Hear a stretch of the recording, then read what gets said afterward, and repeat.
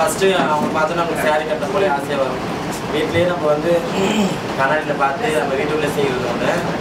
இப்போ இவங்க மாதிரி திருநாங்க என்ன பார்த்துட்டுனா அவளை அம்மான்னு கூப்பிட்டாங்க, என்னை வந்து அடாப்ட் பண்ணிப்பாங்க பொண்ணு. அப்போ அவங்க மேக்கப் பண்ணிருப்பாங்க, கால் கொடுப்பாங்க. அந்த நேரத்தில் நமக்கு எதுவுமே இருக்காது. பாய் எப்படி இருப்பானோ அதை கட்டிட்டு டிஷர்ட்டு ஒன்று பேண்ட்டு அப்படின்லாம் நோட்டிக்கிட்டு சென்னையில் அது பார்த்துட்டு இருப்போம். அதுக்கப்புறம் அவங்களோட பழக்க அவங்க சொல்லுவாங்க, நாங்கள் இதுக்கு சர்ஜரி பண்ணிக்காத, எடுத்தோடனே வா நான் பண்ணி விடுறது யாருமே சொல்லவே மாட்டாங்க. உங்கள் அனுமதி இல்லாமல் யாருமே நாங்கள் வந்து யாரும் அனுமதி இல்லாமல் நாங்கள் அந்த மாதிரி எதுவும் தள்ள மாட்டோம். ஏன்னா நாங்கள் வந்து கஷ்டத்தில் வழியில் பிறந்ததால நாங்கள் வந்து இருக்கிற சூழ்நிலை இந்த மாதிரிலாம் இருக்கக்கூடாதுன்னு சொல்லலை. அதுக்கப்புறம் அவங்க என்ன சொல்லுவாங்க, நம்ம வா பம்பாய்க்கு போகலாம் அப்படின்னு சொல்லிட்டு அங்கே ஒரு வருஷம் சம்பாரிச்சு கொடுத்து அவங்க வந்து நல்லது கற்று பார்ப்பாங்க. அதுக்கப்புறம் வந்து ஒரு சிலர் வந்து எங்களுக்கு நாங்களே வந்து தாயமானு சொல்லுவாங்க.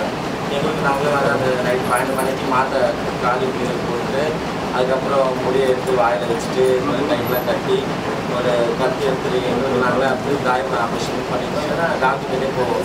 கரெக்டாக நான் தனித்தனியாக சொல்லுவோம் தாயம் ஆப்ரேஷன் அது வந்து நமக்கு நம்ம பண்ணிட்டோம். அப்புறம் ரெண்டாவது வந்து டாக்டர் கேட்டார் ப்ரைவேட்டு. அதனால வந்து அவங்க வந்து யூராலஜி டாக்டர் தான் அது. ஆனால் வந்து அவங்க சர்ஜரி பண்ண டாக்டர் கிடையாது. அவங்க வந்து காசு கொடுத்து அவங்க பண்ணிக்கிட்டு பையன். அதுக்கப்புறம் வந்து ஒரு சில இருப்பாங்க தாய்லாந்து அது மாதிரி வசதி படிச்சுங்க ரொம்ப அப்ராட் போகிறவங்களாம் வந்து அவங்க நாங்கள் இப்போ வந்து எங்கெங்கெல்லாம் வந்து யூராலஜி அதுக்கு ஒரு சில முக்கியமான நம்பர் இருப்பாங்க அவங்க. அதுக்கப்புறம் வந்து 48 நாள் வந்து நாங்கள் வீட்லேயே இருக்கோம். இல்லை அது ரெண்டாவது மெத்தட் இருந்துச்சு. அதில் இப்போ எஸ்ஆர்எஸ் வந்து புதுசாக கவர்மெண்ட் வந்திருந்தாங்க 5 வருஷம் ஆச்சு. 6 வருஷம்.